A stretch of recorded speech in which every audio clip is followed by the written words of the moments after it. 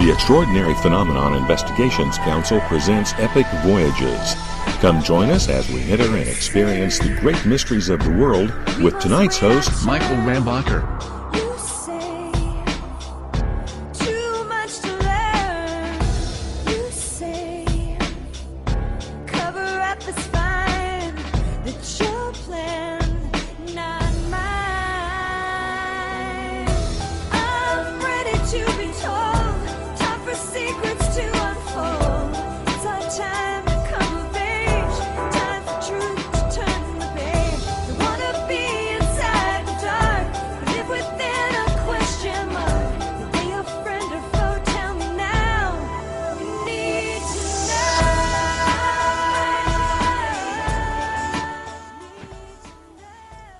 Good evening, everyone, and welcome to Epic Voyagers. Tonight is going to be one of those events in a lifetime of individuals that some of us always look forward to or never wanted to see. Tonight we have two people that are going to be on live with us that 6 years ago were skeptics dealing with ghosts or anything that you can't see, feel, touch, or anything else. They really had no opinion one way or another. And tonight you're going to hear the true, real story of a family that was thrown into total turmoil. In a lot of cases, the family would have been destroyed by what happened to these people, and how they've come through that, how they are today, and how what we're going to talk about on some level still continues to this very day. And so I just want you all to know that this is not secondhand. This is not a story. This is the reality. I literally held all of the evidence. I read the obituaries. I read the hospital reports. I read the police reports. I read everything. And was fortunate enough to sit down with the young man that was directly involved in this for the first time since I was there a few years ago. Did what I had to do. And just a remarkable individual. And actually all of these people are remarkable individuals. I would like to thank Inception Radio for having us on tonight. This is a first, I think, for Inception, and what we're going to discuss definitely is a first. I don't believe that any first-hand information has been put out about what you're going to hear tonight. So with that, Joe, I wanted to thank you, and with that, I'm going to bring in Cindy. Cindy, welcome to Epic Radio and Inception Radio. Thank you very much for coming on tonight. Hi there, Michael, and thanks for having us. Oh, you're beyond welcome. I could never repay you for what you're doing tonight. It is far beyond anything that I ever thought would be when I first got invited into this. Actually, on the very spur of the moment.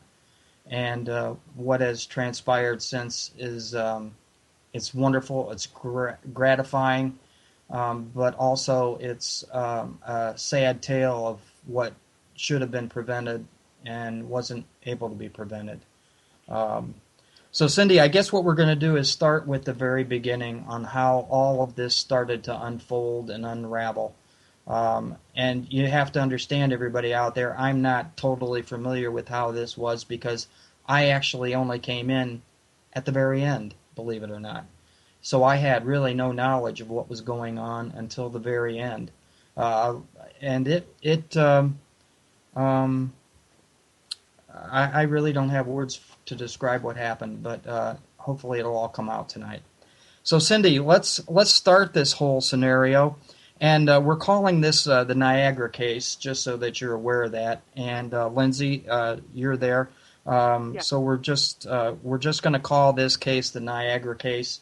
And by the way, Lindsay, she was here when she was a lot younger, involved in that process, and really did a lot of the documentation. There's some a huge list of EVPs that hopefully we'll be able to get through and put on archives. But for some reason, hey, that's how this works. It just will not download. I know Chase has tried. I've tried. We forwarded everything to Joe, and we're just hoping that he's going to be able to decode it and make it work. But anyway, this is about the truth. So whatever we find on those EVPs, somehow, some way, will get out there for everybody to make your own decisions on. So let's go, Cindy, and let's start at the very beginning when I guess when you first decided that you were going to clear this parcel of land, and conversation with some of the neighbors at the time, which should have been probably a signal to you guys, and as it turned out, it became very prophetic. So let's pick it up from that point on, I guess. Okay, well, I can tell you that we had this land for probably 15 years before we ever built on it. And we decided it was time to get ready to retire. My husband and I are both older. We raise a grandson, and we decided that, the property is by the lake, so it's beautiful. We wanted a house, and we were going to build this house, and the property was a mess, so we had to clear a lot of trees off of it and do a lot of work before we could ever even think about putting a house here. And I was down here doing just that, and we'd given most of the wood that we cut to the campers that come camping down by the lake, and most of it was just junk left over that we were burning. And the first thing that happened here that I can recall is my daughter was down helping us, and she'd gone over to light the leaves and the branches on fire to get rid of them. And we were quite a distance away on the other end of the property, and suddenly we heard a really loud boom. And I turned around to see the skin just melting off of her. Well, we had to get her to the hospital. She had first, second, and third degree burns. And then after that, things just, I don't know, it was one thing right after another. I had a neighbor who I knew from school come up and tell me that there was weird things going on my property. She had to walk by it every day to get to her mailbox, and she said, I don't like this place.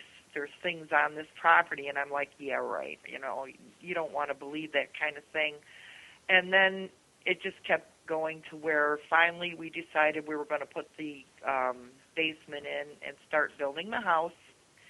And the basement went in, and we hired this young man to frame in the house for us. It was getting on toward wintertime, and he'd just gotten himself engaged, so we figured he'd want the work, and he did. So he came down, and he framed in the house, and we hired him on to take care of putting the roof on, and he did that too. And then about 3-4 days before Christmas, he went home and went in his bathroom and put a belt around his neck and flipped it up over the door, and he hung himself. So, yeah, it's been a couple years now, but it's still kind of tough to talk about. Sure. The things that have gone on. Sure. So maybe right here, Cindy, it might be a good thing for me to try to interject, and we can interject. Since you just brought that case up of the prior history going back 250 years, that might lead everybody into where we're going to go beyond this point. Yeah. Think that's a good idea? I think that's a real good idea. Okay, we'll do that. I did some research prior to going there. There was a gentleman there that thought I thought he was a demonologist. I'm going to say that because that's the truth. This is a case, people, listen close, for everybody that's wannabes. You don't want to be in that case. You don't want to think that you can do an investigation and handle anything that comes down the pike. Unless you're totally prepared for what might come down the pike, you probably should not do it. And again, I'm reiterating, this is not a story. This is reality. This is real life, real people. I was asked to be a consultant on this probably 4 months before I showed up, not knowing what this individual was. So I did my homework. I actually went to Fort Niagara, which was a fort that was built right on the end of Lake Ontario and the Niagara River. And it was built by the French in the late 1700s.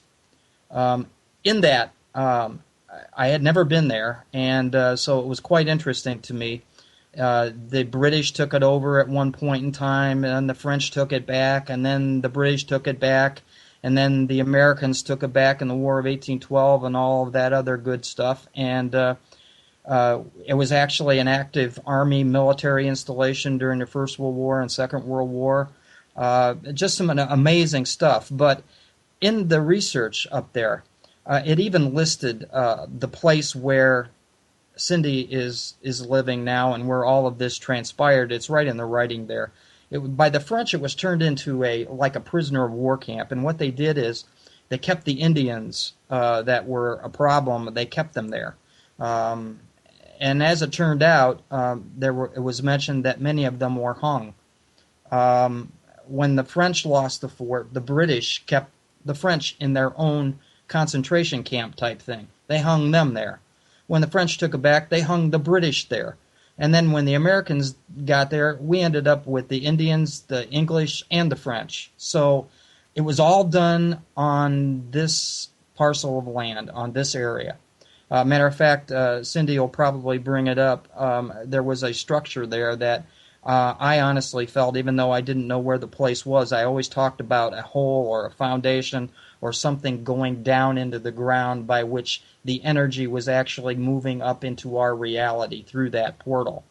And so then later I was to find out that there was such a thing, and they had taken care of that. So with the mention of the gentleman that had just hung himself, it was quite a shock to me to find that out. But what was going to be more of a shock to me is what Cindy's going to talk about next. And this is absolutely. I give them so much credit for coming forward. But Cindy, why don't we pick it up from there, since now they know the background, the history of the land, and where we go with the reality of what your family has gone through. Right. Well, the structure that you're talking about was an old farmhouse, and there was very little bit left of it, so we got rid of it, and underneath it was kind of a cistern, and we collapsed that, and all a part of making it the front lawn, getting rid of all the things there, and we burnt what little bit was left. And then we went ahead and built this house. And only later did we find out that a little boy had lived in that house back in the 30s. And he had fallen out of bed with a belt around his neck, and he had hung himself. You got to be kidding. I didn't know about that. Oh, yeah. Gosh. Yeah. Holy cow. That's another one. Oh, and then followed by that was in the 70s. This is later when I got way interested in the history of the place. There was a pair of youngsters that were out here in a car, doing the teenage thing there, and had pulled into the driveway. Of course, there was just the old house here then. But they found them the next morning, and they had been asphyxiated by carbon monoxide. So you had the police report. You had the police report on that, didn't you? Yes, I do. Yes. Okay. And this is all some form of asphyxiation, hanging, the carbon monoxide. And so far now I'm talking about 4 people, including, the young man that built the house. Right. that I found out personally had been, had something to do with this house, that had died that way. And as it went on, we went to put the air conditioning and the heating in, and we hired a company, and they came and almost had everything in, and then I got a call from the company that the man who was installing the furnace had been killed in a head-on collision coming here. He wouldn't be coming back. So, and this is all, this is part of the obituaries and the documentation. Mm-hmm. Yes. And then continuing on, the place was finally built, and finally we were moving into it, and it hadn't been maybe 3 days when the scratching started on the windows and the walls. And Scratching? Scratching, yeah. Scratching. Okay. So that's where Lindsay comes in. Yep. Because Lindsay decided she was the one who started watching all those Ghostbuster programs, and she said, we need to do an investigation here. So she and her friend and my daughter came down with cameras, yeah, EVPs, flashlights, you name it, recorders, and they went outside, and that's when they caught everything you saw in the pictures. And if you'd like to explain it, because I can't. Yeah, the 2000, that's the 2005 pictures, the series, correct? Right. Okay. For everyone, we had anticipated on having those pictures up on the system. They somehow, some way, Joe will pull his magic off. We've had a heck of a time getting these pictures anywhere. Cindy couldn't forward them to me down here. I'm about 100 miles away. And so therefore I had to make the trip up there and pick them up physically. It was actually the first time that I had been back in about a year and a half. And I had to physically get the pictures. I got the pictures, brought them back down. I couldn't send them out of here. I had a friend that worked in a state office. She tried to send them out. They wouldn't go out there. There was another person that said they could run it out. It couldn't run out there. I took it to Staples, and Staples couldn't send them to Joe. So I had to mail them copies to Joe, and he does have them, and they did go up on a system to Chase and to myself and to him.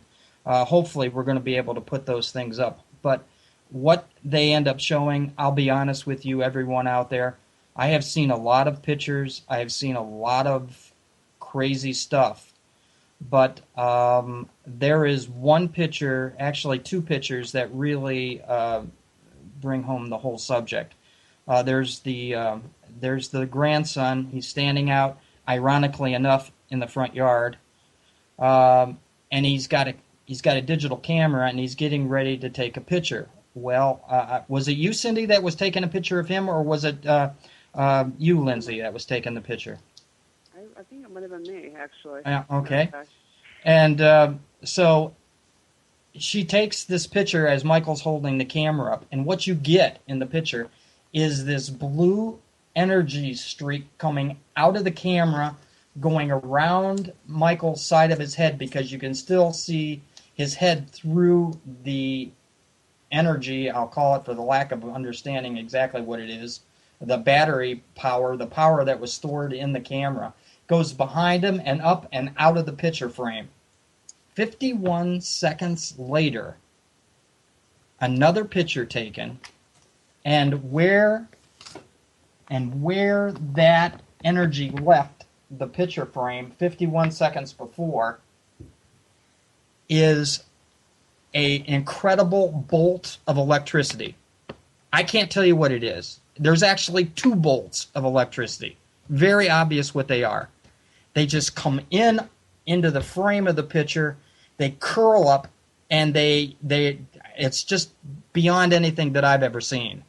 But on top of that, above Michael's head and off to his left is this, I can't even call it ecto because it doesn't look like ecto. It actually looks like a faint, real picture of a head straight on looking at the camera with, I can't describe the face. I'll be honest with you, I cannot describe the face.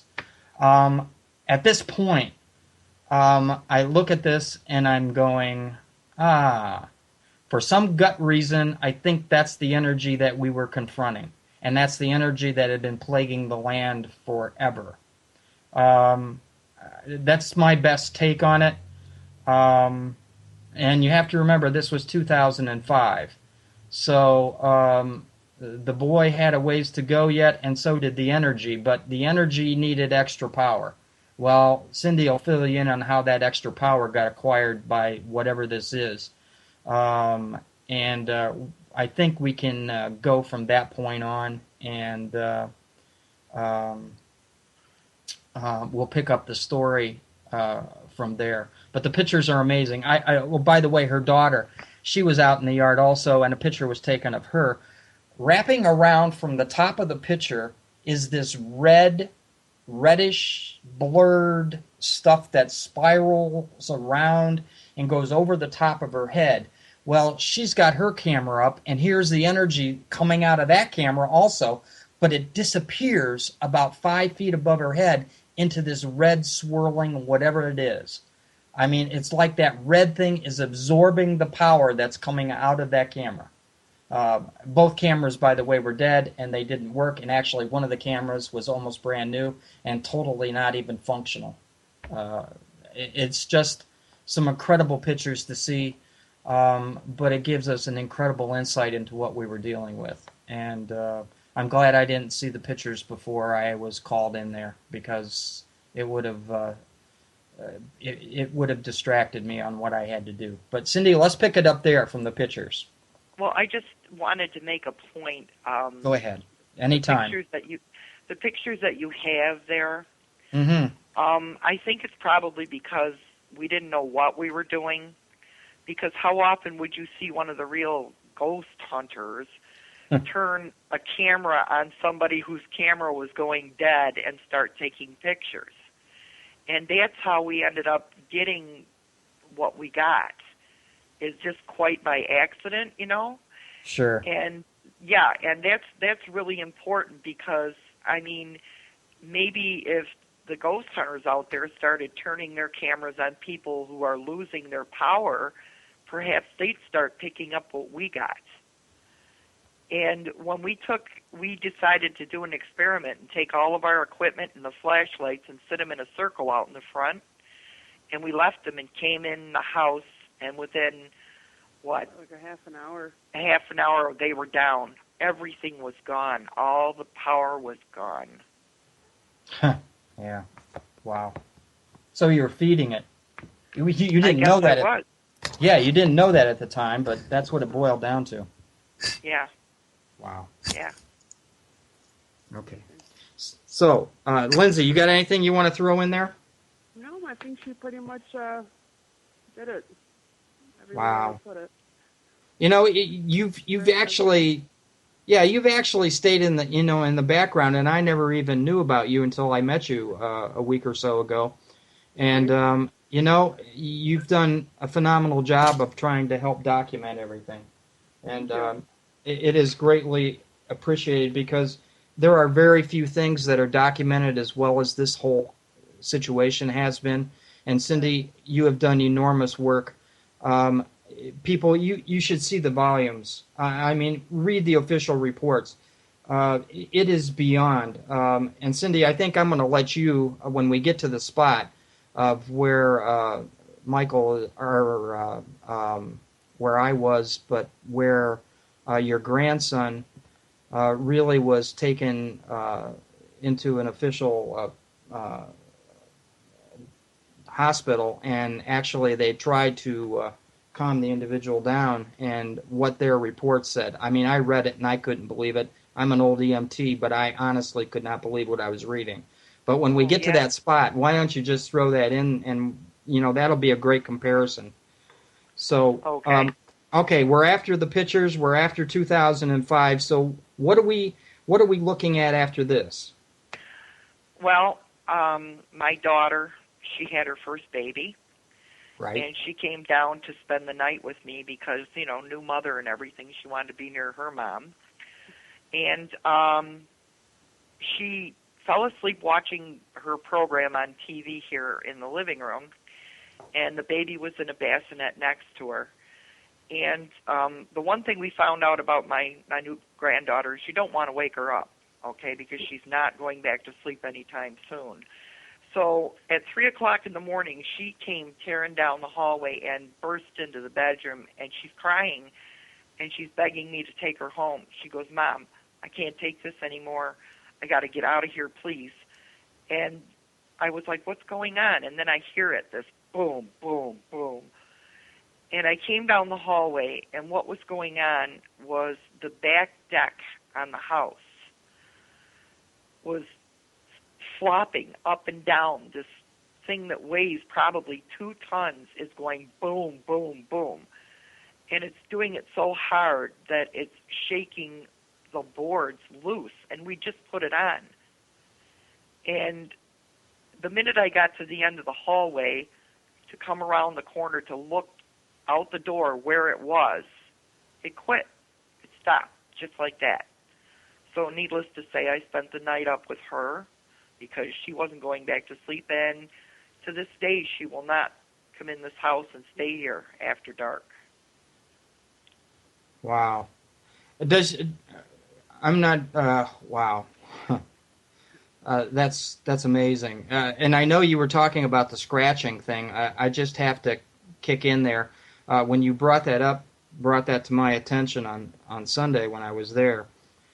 You mentioned about the screen, and that was quite amazing to me. The front window screen actually still has the bent mesh from scratches on it. It was really amazing to look at, people. They had actually turned the screen around so that the imprint was better. Plus, also the screen had been pushed out from the inside. But the scratches were actually from the outside. You can actually still see the marks in the screen, the metal screen, where they come straight down about 1.5 to 2 feet. I was just blown away by what that was, and that happened years before last Sunday when I was there. So you really did a great job on preserving what you could preserve. I tried. Well, what your family was going to go through after this, it was nothing compared to the scratches on the screen. Well, it's like as time went on, and believe me, things got worse. It came to a point where no one would come here. I had a UPS guy show up and try to hand me a package from my mother, and he said, "Don't even look for me to come back here because you got things going